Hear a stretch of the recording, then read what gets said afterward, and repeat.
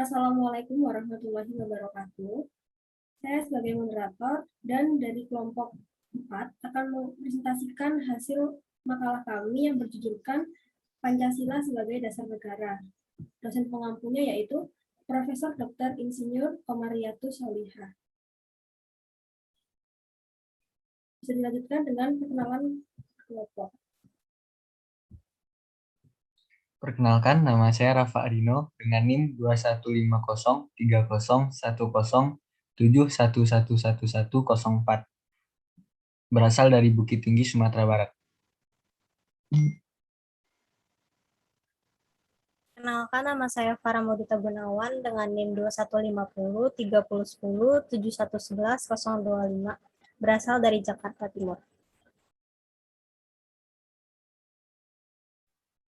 Perkenalkan, nama saya Estilika Wijayanti dengan NIM 2150301011111154. Saya berasal dari Kota Malang, beralamatkan di Jalan Putrisari nomor 30, Kota Malang. Perkenalkan, nama saya Dita Mega Pramesti Maharani dengan NIM 2150301011111043. Saya berasal dari Malang, alamat saya Jalan Panglima Sudirman nomor 231.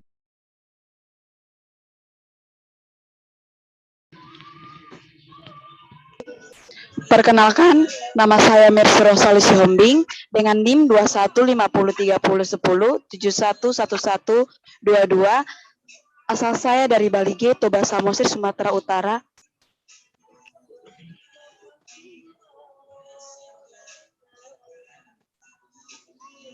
Perkenalkan, nama saya Melia Tiara Cantika Ratri dengan NIM 2150301071111035. Asal saya dari Kota Malang.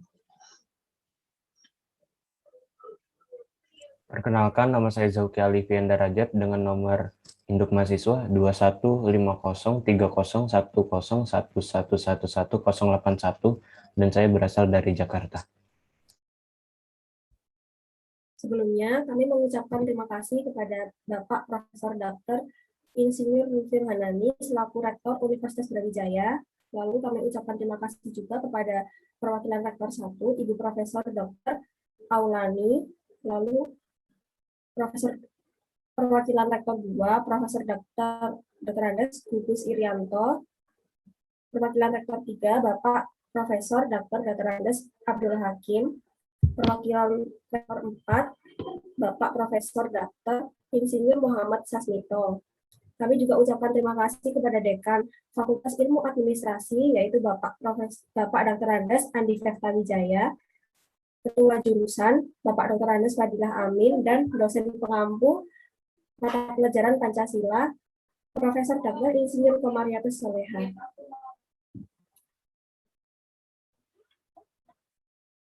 PowerPoint ini mencakup daftar isi yang berisikan pendahuluan, dasar hukum, tinjauan teori, tinjauan empiris, hasil pembahasan, kesimpulan dan saran, serta daftar pustaka.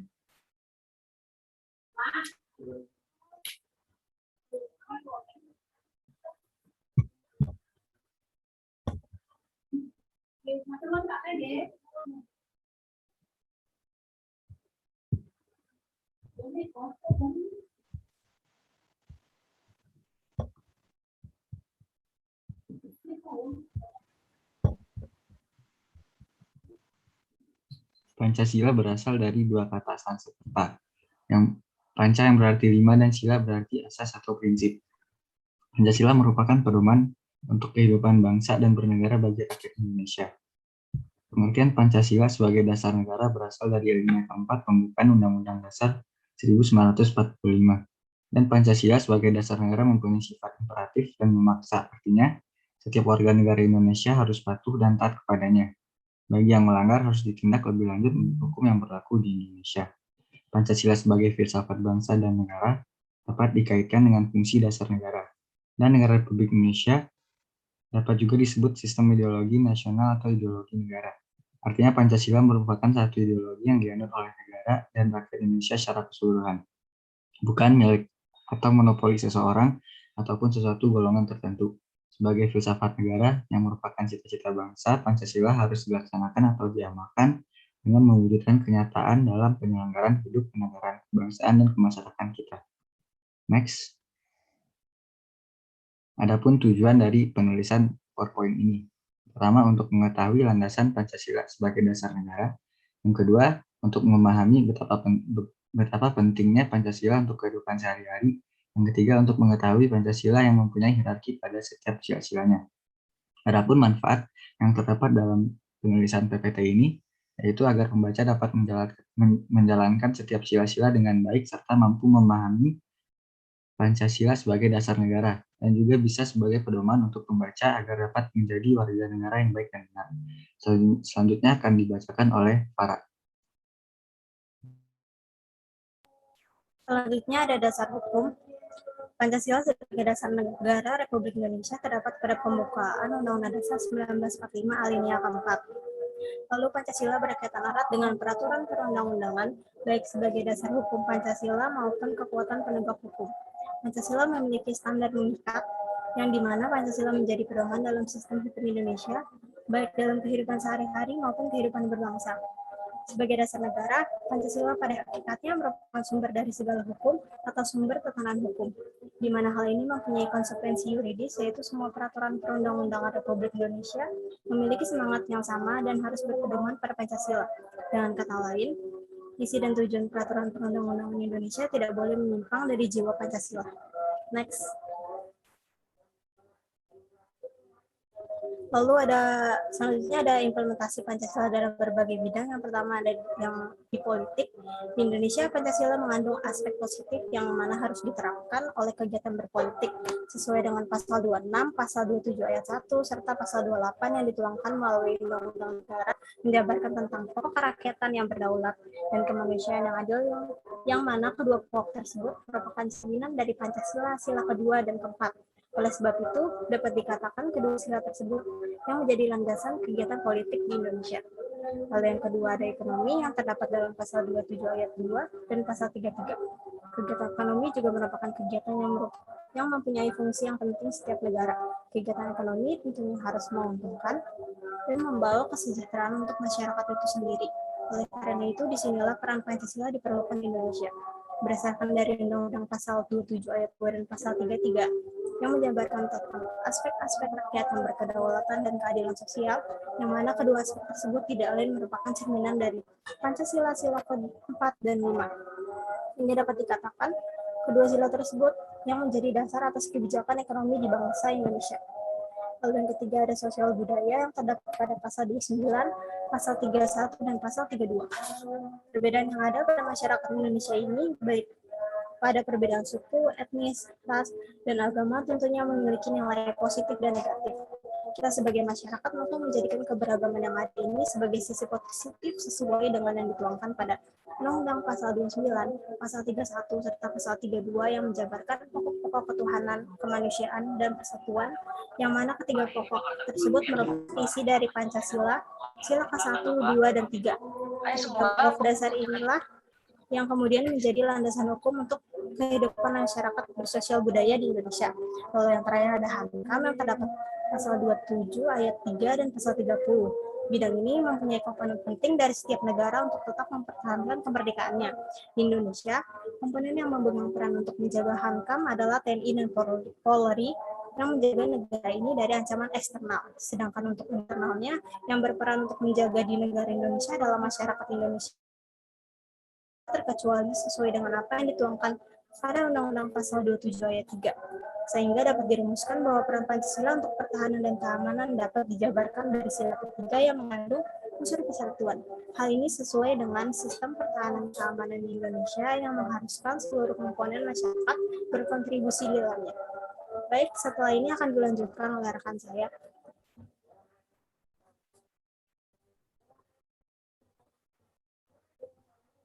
Selanjutnya adalah tinjauan teori mengenai implementasi Pancasila sebagai sistem sosial dan budaya. Implementasi merupakan penerapan terhadap nilai-nilai dalam kehidupan, sehingga sebagai masyarakat Indonesia dalam berkehidupan bernegara maupun berbangsa harus mendasar kepada Pancasila untuk melaksanakan kehidupan sehari-hari di aspek ketuhanan, kemanusiaan, persatuan, kerakyatan, serta keadilan. Sehingga sebagai sistem sosial, budaya implementasi nilai Pancasila dapat diuraikan sebagai berikut. Yang pertama adalah keimanan. Rasa keimanan merupakan bentuk pengamalan sila pertama, sehingga dapat disimpulkan bahwa dalam ajaran Pancasila, sebagai rakyat Indonesia, kita harus menganut salah satu agama, serta mengamalkan ajaran-ajaran agama yang ada. Sebagai bangsa yang besar, maka tentunya akan terjadi keragaman agama yang dianut oleh masyarakat. Sebab itu dibutuhkan rasa toleransi dan saling menghormati perbedaan yang ada antar pemeluk agama. Yang kedua adalah rasa kemanusiaan. Rasa kemanusiaan merupakan bentuk pengamalan sila Pancasila yang kedua. Oleh karena itu, dikatakan bahwa sebagai masyarakat dalam suatu negara, tentunya kita akan berhidup berdampingan dengan masyarakat lainnya dalam kehidupan sosial. Selain sebagai makhluk individu, kita juga merupakan makhluk sosial yang hidup berdampingan dengan membutuhkan bantuan dari orang lain. Sehingga diperlukan sikap tegang rasa, toleransi, saling menghargai, dan bersikap adil terhadap orang lain, karena sejatinya sebagai masyarakat Indonesia, kita memiliki kehidupan yang setara dan mengedepankan sikap kemanusiaan tanpa adanya pandang bulu terhadap suku, ras, dan agama tertentu. Yang ketiga adalah nilai kebangsaan. Nilai persatuan kebangsaan dalam Pancasila terkandung pada sila ketiga. Sebagai negara kepulauan, bangsa Indonesia hidup terbagi antara ribuan pulau, suku, adat, ras, budaya, dan agama. Oleh karena itu dibutuhkan sebuah alat pemersatu bangsa, yaitu salah satunya menggunakan bahasa Indonesia sebagai bahasa pemersatu. Selain itu, masyarakat juga harus saling menghormati setiap perbedaan yang ada, sehingga perbedaan inilah yang menjadi keunggulan bangsa Indonesia. Yang keempat adalah nilai demokrasi. Sila keempat Pancasila merupakan sila yang mengajarkan nilai demokratis kepada bangsa Indonesia. Sebagai negara demokratis, Indonesia merupakan negara yang memperbolehkan rakyat untuk menyalurkan pendapat dan aspirasinya. Sehingga sebagai masyarakat Indonesia, kita dapat bebas mengemukakan pendapat, tidak memaksakan pendapat, dan menghargai pendapat orang lain, dan melakukan kegiatan musyawarah untuk mencapai mufakat. Yang kelima adalah keadilan. Keadilan berasal dari kata adil yang bermakna tidak memihak atau tidak berat sebelah. Sedangkan keadilan adalah perbuatan yang adil yang dilakukan oleh suatu masyarakat terhadap masyarakat lainnya yang menempatkan sesuatu dengan penempatan dan porsi masing-masing. Keadilan merupakan kandungan dari sila kelima Pancasila yang berbunyi keadilan sosial bagi seluruh rakyat Indonesia. Sehingga dapat disimpulkan bahwa di kehidupan bermasyarakat kita harus bertindak adil terhadap semua masyarakat yang tentunya sesuai dengan pelaksanaan hak dan kewajiban antar masyarakat itu sendiri. Jika suatu negara bersikap adil terhadap rakyatnya, maka proses pembangunan suatu negara tersebut akan mudah terlaksanakan serta rakyatnya akan hidup dengan sejahtera. Bisa di next.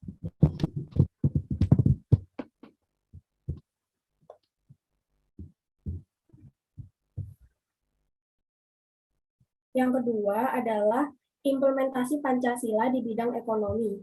Kegiatan ekonomi adalah salah satu komponen terpenting dalam suatu negara. Kegiatan ekonomi yang terarah juga menjadi salah satu faktor kunci yang menjadikan suatu negara dapat dikatakan sebagai negara maju. Namun saat ini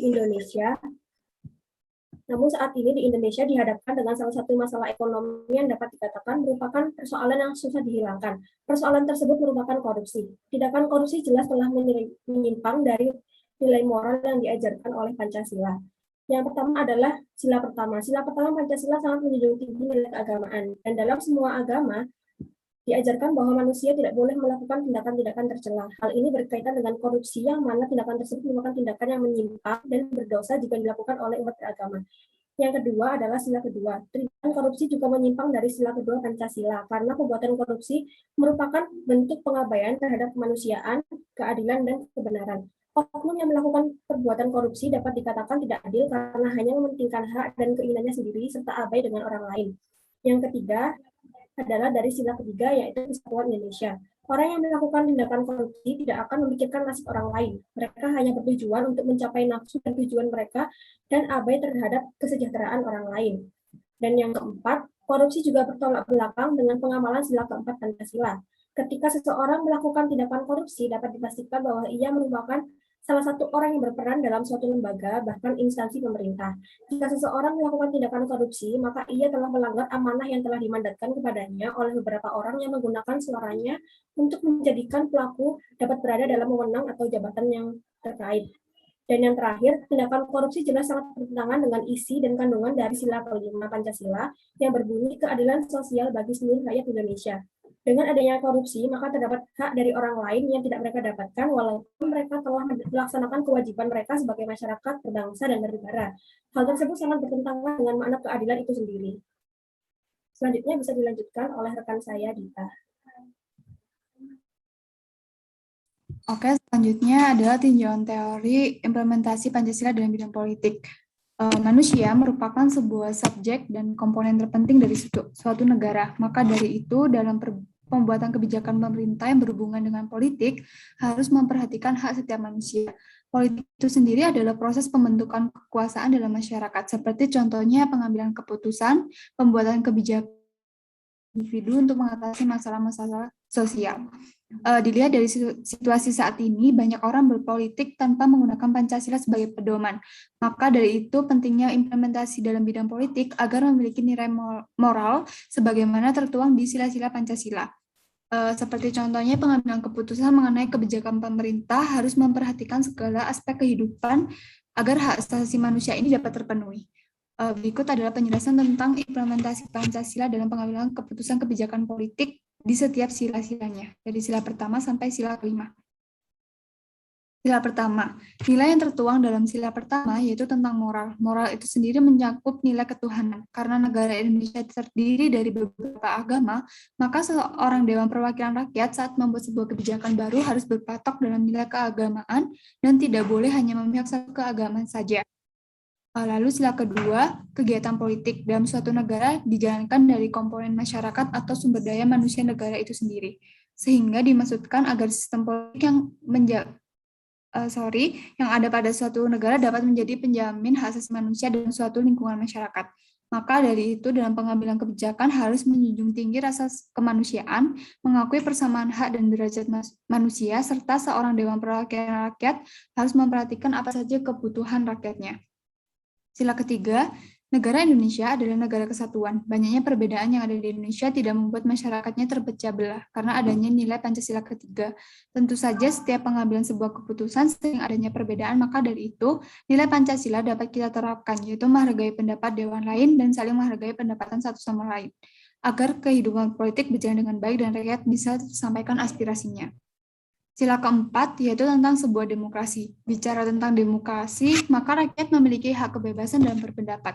Selain itu, karena Indonesia merupakan negara demokrasi, maka semua masyarakat memiliki hak untuk mengambil keputusan atau kebijakan publik dengan cara menyuarakan pendapatnya pemimpin seperti contohnya pemilihan presiden, yang dapat diterapkan dalam pengambilan keputusan dilakukan secara musyawarah mufakat antara pemimpin dan Dewan Perwakilan Rakyat.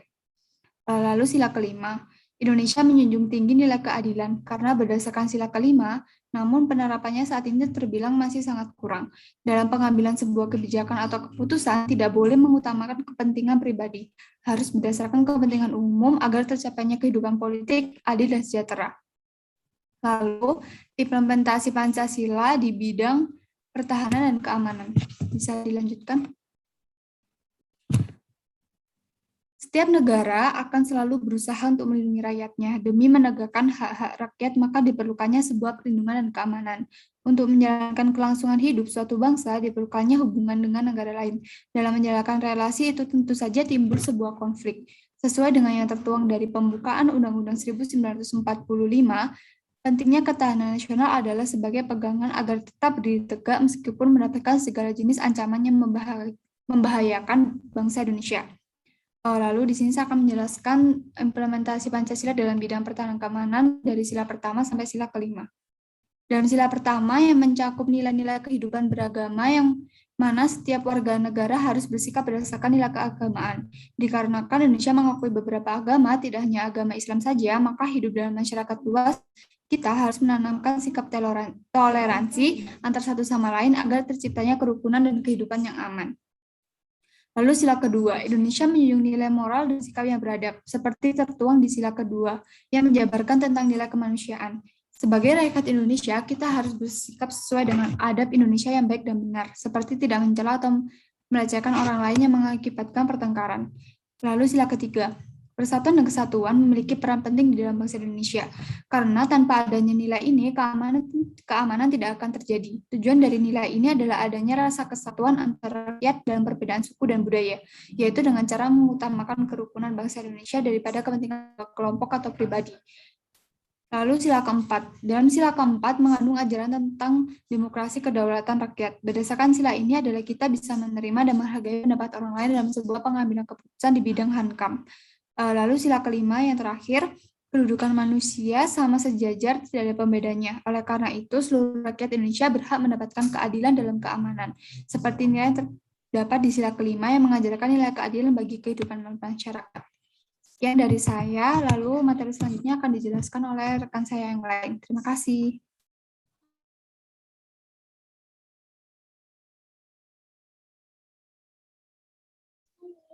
Baik, tinjauan empiris. Yang pertama, dalam sistem ekonomi penelitian oleh Rohadi tahun 2019, di mana Pancasila sebagai paradigma pembangunan ekonomi pada masa pandemi Corona atau COVID-19. Dalam pembangunan ekonomi, secara khusus sistem ekonomi harus mendasar pada moralitas sesuai dengan sila pertama, di mana Pancasila mengajarkan nilai keimanan, seperti wabah COVID-19 adalah bagian dari ujian dalam kehidupan yang menjadikan kita tambah kuat di luar dugaan kita. Sistem ekonomi yang berdasarkan pada moralitas, humanistis, dan dapat menghasilkan sistem, yaitu sistem ekonomi merupakan kemusyawaratan yang menghadapi peran manusia, baik sebagai makhluk individualis maupun masyarakat sosial, sekaligus meningkatkan keyakinan setiap manusia. Selanjutnya, yang kedua, boleh dilanjut slide-nya.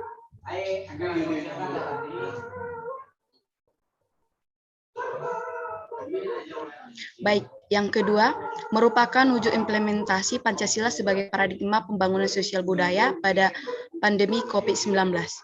Paradigma baru dalam pandemi ini menciptakan gagasan pembangunan yang berkelanjutan dalam perencanaannya, sehingga perlu diadakan dan diikuti dengan rasa hormat terhadap hak sosial budaya yang terlibat untuk menyikapi kehidupan dalam negara yang penuh dengan keberagaman ini.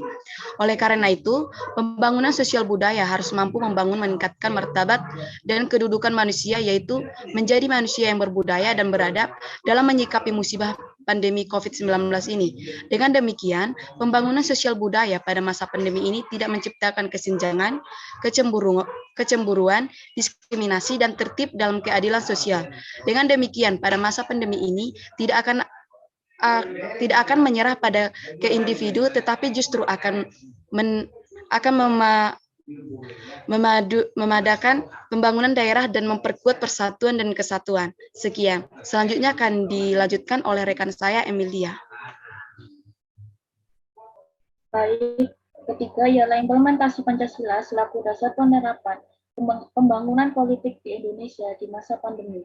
Dalam sistem politik di Indonesia yang sesuai dengan Pancasila sebagai sistem politik di Indonesia, harus dikembangkan atas dasar azas kerakyatan, perilaku politik baik dari warga negara maupun penyelenggaraan negara dikembangkan atas dasar moral tersebut sehingga menghasilkan perilaku politik yang santun dan bermoral. Yang terdapat pada sila keempat menjadi kebutuhan kebijakan kepemimpinan dan elit politik dibutuhkan untuk menghasilkan kebijakan negara yang benar-benar berorientasi pada kepentingan rakyat dalam menangani pandemi COVID-19 dan dampaknya pada keberlangsungan perkehidupan, sehingga harapan tidak ada penyalahgunaan wewenang dan orientasinya pada sila kelima Pancasila, yaitu mewujudkan kesejahteraan yang harus menjadi penggerak dari seluruh komponen negara. Next. Yang keempat, perwujudan serta evaluasi nilai-nilai Pancasila selaku paradigma pembangunan, pertahanan, serta keamanan manusia Indonesia pada pandemi COVID-19. Salah satu tujuan pembangunan Indonesia untuk melindungi seluruh aspek ancaman yang tepat, sehingga hal ini memiliki arti bahwa warga mempunyai tugas dan tanggung jawab pada tiap-tiap manusia yang tidak hanya bersumber pada kepentingan pemerintah saja, namun segala lapisannya rakyat Indonesia yang berjuang dalam masa pandemi COVID-19 ini. Berikut merupakan metode pempertahanan negara dengan kita bersatu serta bersama-sama mempertahankan kesehatan kita dengan mengatur pola hidup sehat dan persiapan secara terencana, keseluruhan serta keberlanjutan menjamin kesejahteraan warga Indonesia dari ancaman wabah COVID-19 hingga saat ini menjadi aspirasi kita untuk bersungguh-sungguh dan tidak dapat diremehkan.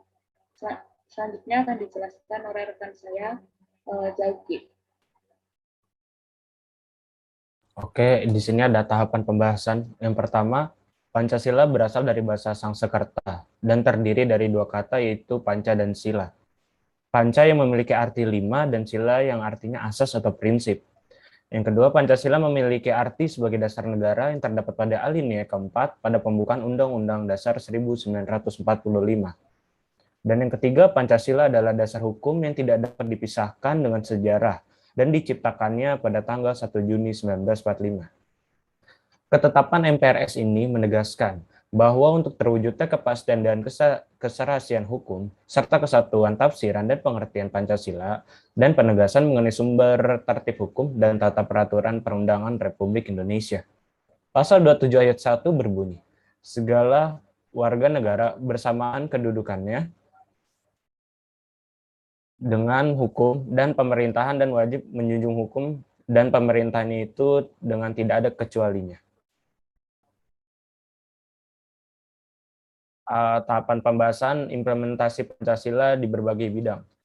Bidang politik, implementasi Pancasila dalam pembuatan kebijakan negara dalam bidang politik terdapat dalam pasal 26 dan pasal 27 ayat 1. Dan pasal 28.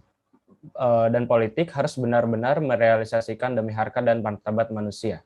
Yang kedua ada bidang ekonomi, di mana pembangunan ekonomi harus peduli dengan moralitas kemanusiaan dan didasarkan pada tujuan kesejahteraan rakyat secara meluas. Yang ketiga itu ada bidang sosial budaya. Dalam prinsip etika Pancasila, pada esensi humanistik, yang berarti bahwa nilai Pancasila didasarkan pada nilai martabat manusia sebagai makhluk yang dibudidayakan. Dan yang keempat, bidang pertahanan dan keamanan. Pada pasal 27 ayat 3 dan pasal 30 tersebut merupakan penjabaran dari berbagai pokok pikiran persatuan yang memancarkan dan sila pertama Pancasila. Pokok pikiran ini adalah dasar bagi pembangunan bidang pertahanan keamanan nasional.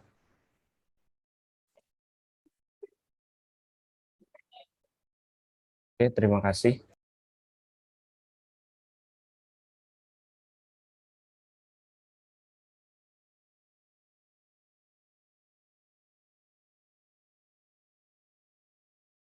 Berikut saya akan bacakan sarannya.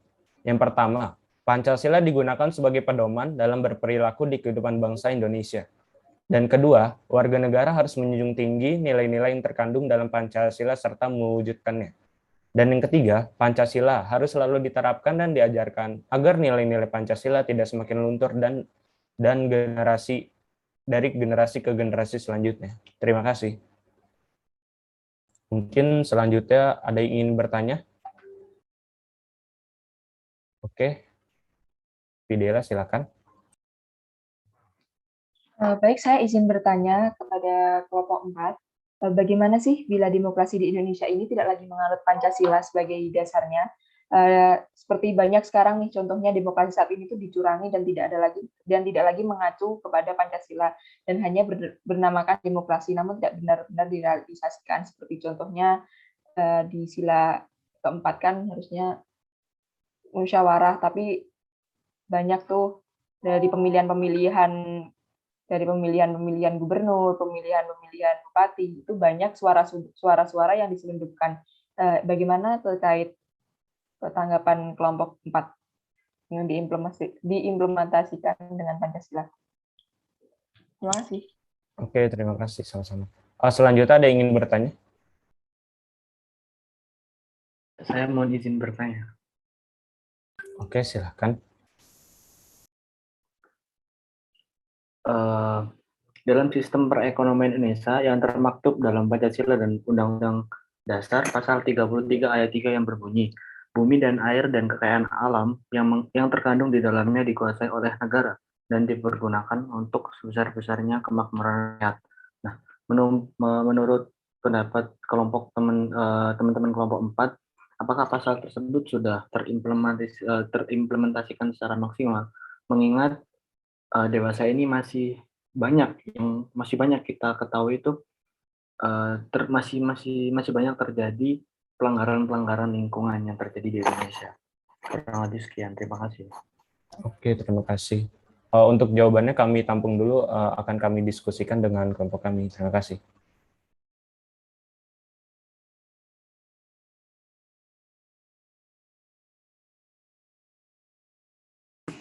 Baik, di sini saya akan menjawab pertanyaan dari Fidela.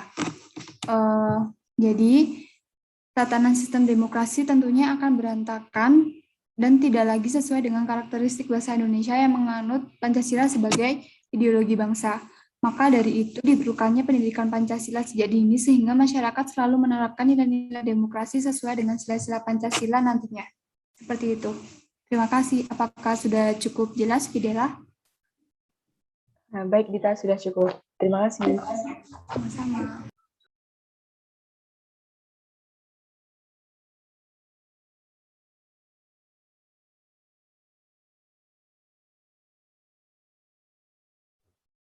Baik, saya akan menjawab pertanyaan dari Saudara Reynaldi. Untuk jawabannya adalah sudah bisa dilihat teman-teman studi secara langsung bahwa pelanggaran lingkungan masih banyak terjadi. Contohnya penebangan liar, pembuangan sampah pada sungai. Terjadinya pelanggaran tersebut terjadi karena masyarakat kurang memahami makna Pancasila dan tidak mengimplementasikannya dalam kehidupan. Sehingga tugas kita sebagai generasi muda adalah harus mulai menerapkan nilai Pancasila dalam segala aspek kehidupan mulai sekarang. Mungkin itu dari saya, jawaban dari saya. Apakah masih kurang jelas? Terima kasih sudah menjawab. Baik, terima kasih atas pertanyaan yang telah diajukan. Kami dari kelompok 4 memohon maaf jika ada kesalahan. Baik, saya akhiri presentasi kelompok kami. Wassalamualaikum warahmatullahi wabarakatuh. Salam sejahtera untuk kita semua.